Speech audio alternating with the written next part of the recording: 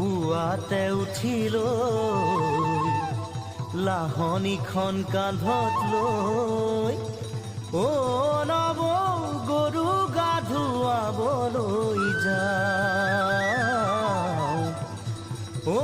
নৱ গৰু গা ধুৱাবলৈ যাওঁ।